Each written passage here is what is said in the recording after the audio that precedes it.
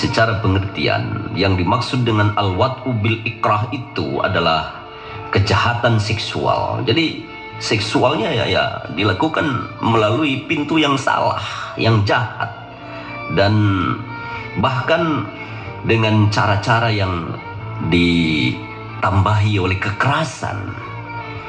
Bisa saja karena ada ancaman, ada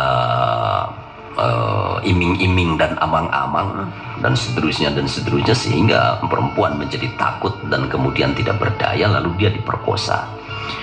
Dan karena perkosaan itu, hubungan seksual terlarang terjadi di tengah-tengah penggagahan sang pemerkosa.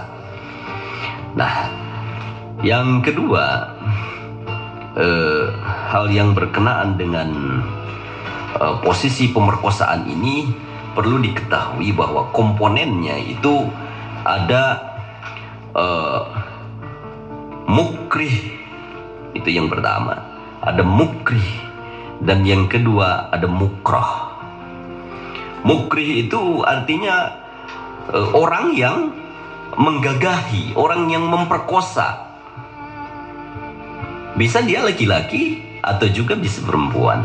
Nah, yang menggagahi, yang memperkosa, yang menjadi subjek atau pelaku pemerkosaan itu disebut sebagai mukrih. Sedangkan yang diperkosa, yang digagahi, itu disebut sebagai mukrah.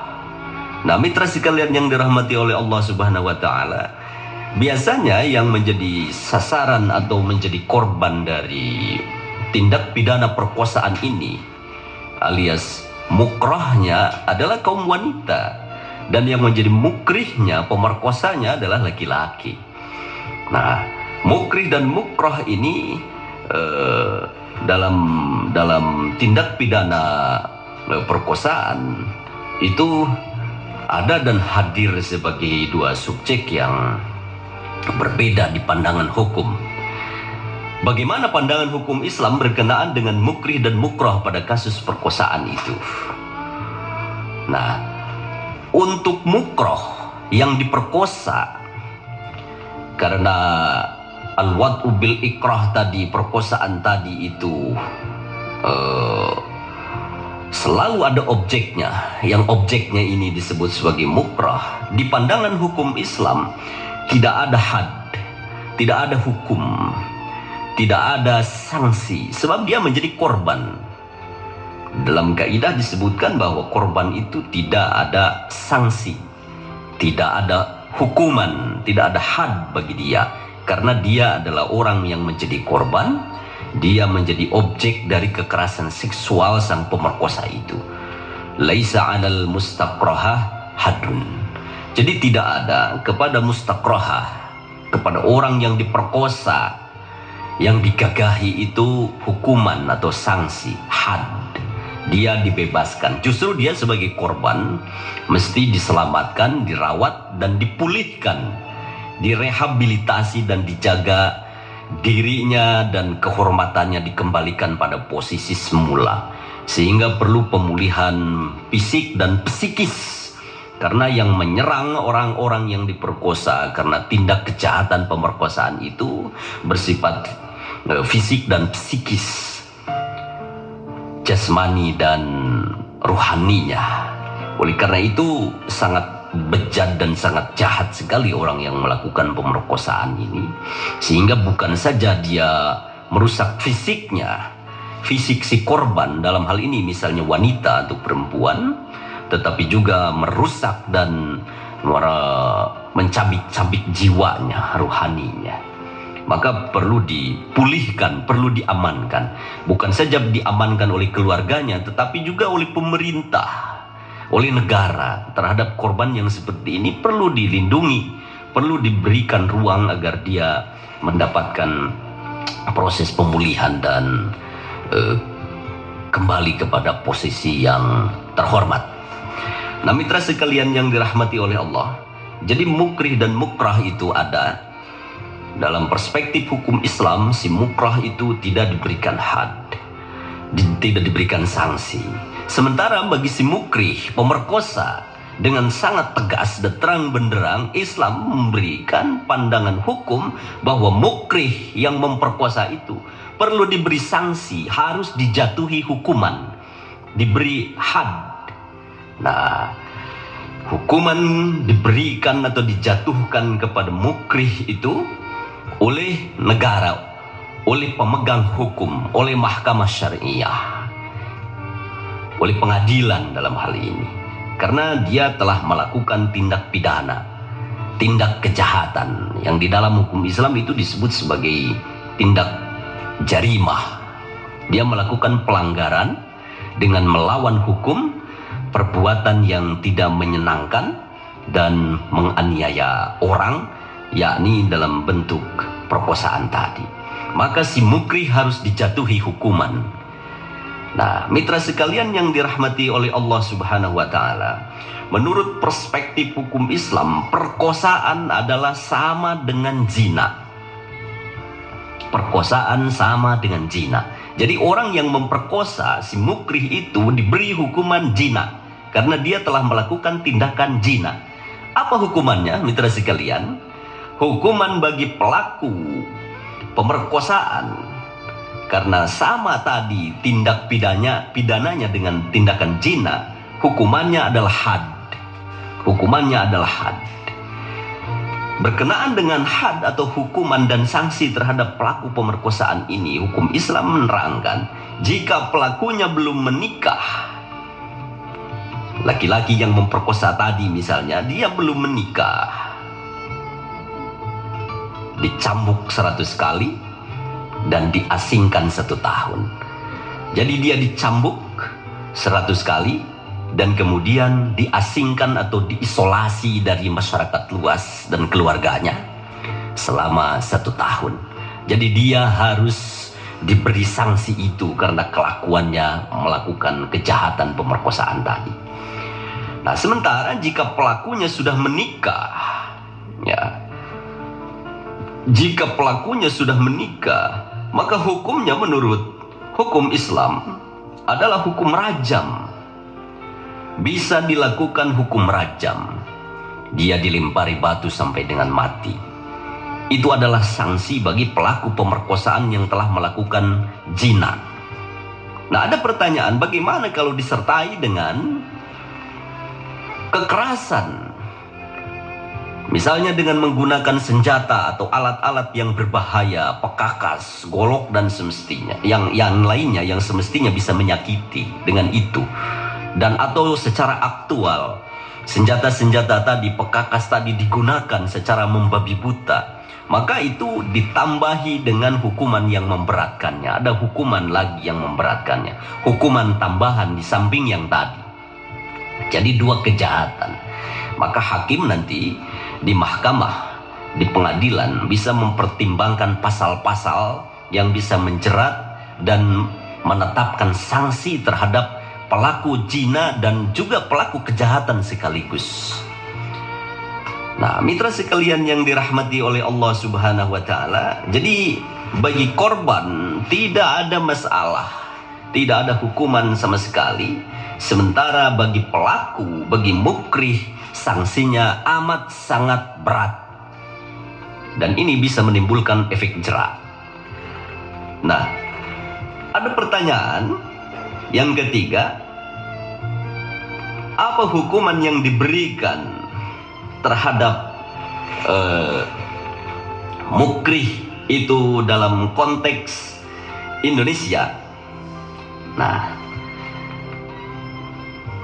mitra sekalian yang dirahmati oleh Allah Subhanahu wa Ta'ala, kalau kita merujuk kepada Al-Quran Surah Al-Ma'idah ayat 33 menyebut ada 4 pilihan hukum terhadap orang yang melakukan kejahatan, jarimah, yang tindak jarimah atau tindak kriminal yang dilakukannya itu berupa perampokan. Dia merampok. Pemerkosaan juga identik dengan perampokan, dan kemudian pengambilan terhadap hak milik orang juga itu adalah perampokan. Nah, di Al-Quran Surah Al-Ma'idah ayat 33 4 pilihan hukum yang bisa dipilih oleh hakim saat dia mengadili dan menjatuhkan hukuman terhadap perampok, termasuk di dalamnya adalah pemerkosa. Yang pertama, dia dibunuh, dihilangkan lagi nyawanya, kemudian disalib. Itu yang kedua. Yang ketiga, dipotong kaki dan tangannya secara silang. Misalnya kakinya yang kanan, tangannya yang kiri dipotong karena dia telah melakukan perampokan. Dan pilihan yang keempat, diasingkan atau dibuang. Dalam bahasa modern atau yang saat ini aktual, kira-kira di penjara, sehingga kekuatannya menjadi hilang. Berapa lama penjaranya itu tergantung pada pasal yang nanti dijatuhkan pada yang bersangkutan. Jadi pilihan-pilihan hukum itu dalam konteks Indonesia terhadap pemerkosa bisa memilih 4 pilihan ini berdasarkan Quran Surah Al-Ma'idah ayat 33. Tetapi tentu dalam konteks hukum positif akan dikaitkan dengan pasal-pasal yang ada di dalam acuan hukum. Di dalam kitab undang-undang yang memuat tentang pidana, hukum pidana. Di dalam kitab yang memuat tentang pidana dalam hukum positif kita, pasti ada pasal yang bisa menjerat terhadap pemerkosa ini. Apalagi misalnya dilakukan terhadap anak di bawah umur. Seperti dipertanyakan oleh Mitra. Nah, itu bisa ada pemberatan karena ada undang-undang terhadap perlindungan terhadap anak-anak. Anak-anak yang semestinya dilindungi, diberi kasih sayang dan diamankan, tetapi justru malah dijadikan objek syahwat yang liar. Nah, ini bisa diberi tambahan hukuman saya kira. Dan itu prosesnya ada di pengadilan. Jadi sepenuhnya nanti hakim yang akan memutuskan urusannya berkenaan dengan penjatuhan hukuman terhadap pemerkosa. Nah, soal pengebirian sekira tidak pernah dikenal ini. Itu wacana itu memang ada dan sah-sah saja. Hanya mungkin dalam konteks ini pengebirian, kalau secara hitam putih di dalam hukum Islam tidak dikenal sanksi pengebirian orang yang melakukan pemerkosaan.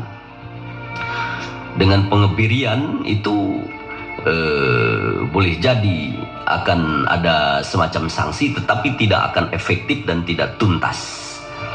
Nah, pilihan hukum inilah yang jelas.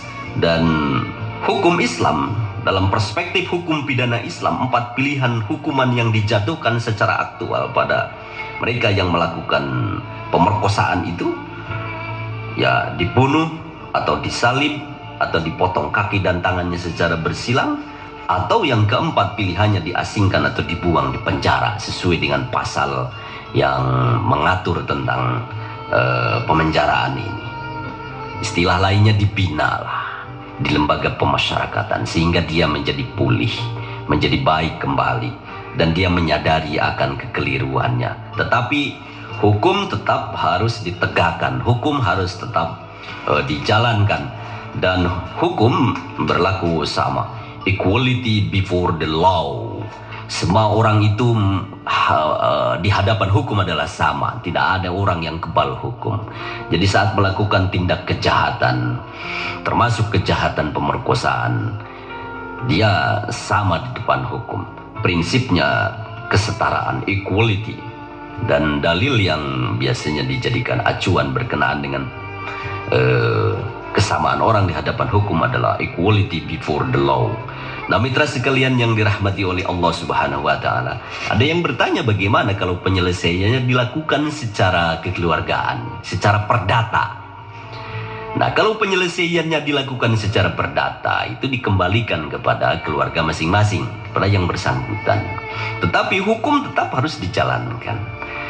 Nah, jika perdata misalnya ya sudah dinikahkan, maka hal-hal yang menyangkut soal perdata itu dilakukan secara musyawarah.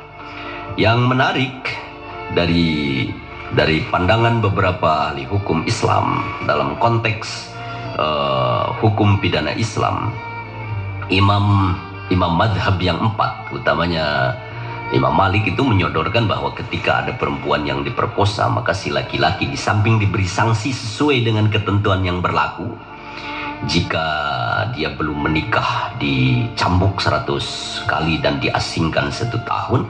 jika sudah menikah maka dia bisa dirajam, ya, dia juga harus memberikan mahar, memberikan mas kawin kepada perempuan yang telah dia perkosa itu. Dan itu ada tumbuh pendapat itu di kalangan ahli hukum Islam. Jadi dengan begitu pandangan hukum ini bisa menjadi rujukan dan menjadi bahan di saat proses pengadilan terjadi.